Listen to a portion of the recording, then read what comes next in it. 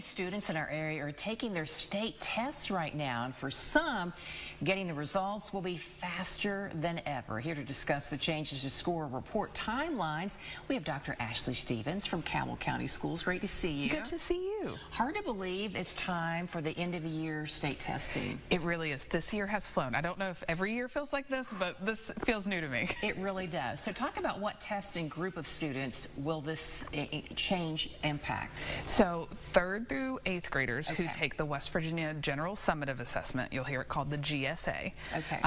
They will be the ones who are impacted, and they take the test in reading. There's a writing element, there's a math element, and for 5th and 8th graders, you'll see science as well.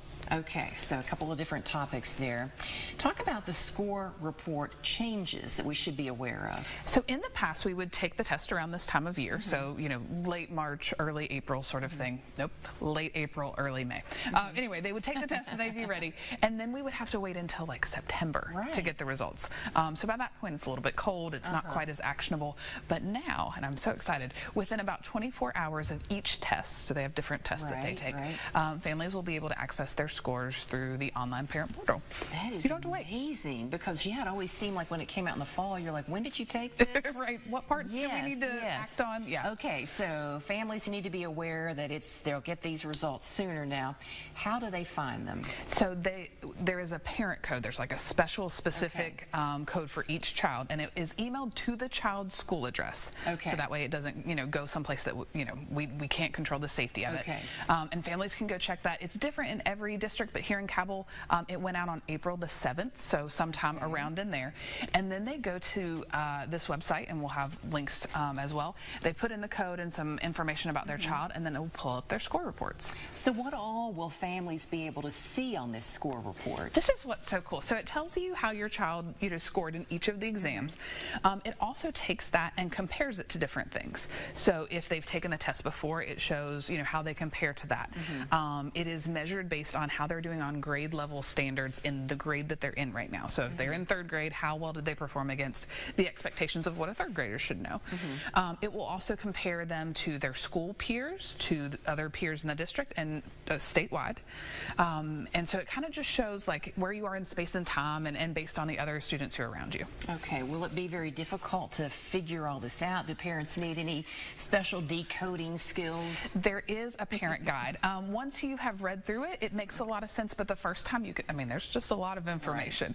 And so that is linked here too, and as you go through, there's a little arrow option at the right-hand side, and it just highlights the different things and explains what you're seeing. So this is, this is the year, this is how they scored, and this is how it compares, and you get scores based on whether you meet the standards or the degree to which you have met them. Okay, now what is involved in the video score report? This is such a cool part.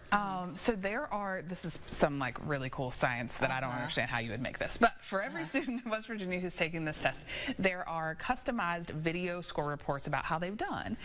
And so they're very kind of lighthearted and playful, and they show your child as if they are going down the New River Gorge, and here's where they are, and here's where they've scored. And they even highlight, where they did in comparison to how they've done before. And if there are some things that they could be concentrating on, they identify those as rough waters ahead. And so these are things as parents that you can help them prepare for.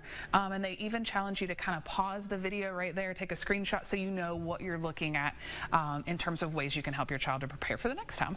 I like this. So for families who need a I need to be able to talk. For families who need a quick link so that they can see all this information and start, finding out a little more about how their student is doing, where do they even go? Where do they start? They can go to cabellschools.com, and there, with our announcements, we'll have something about assessment. From there, they can find everything they're looking for. Oh, that's great. Any final thoughts about this? Because, when we get these test results in, it shouldn't be, a time to punish your children. Oh, heavens, at all. No.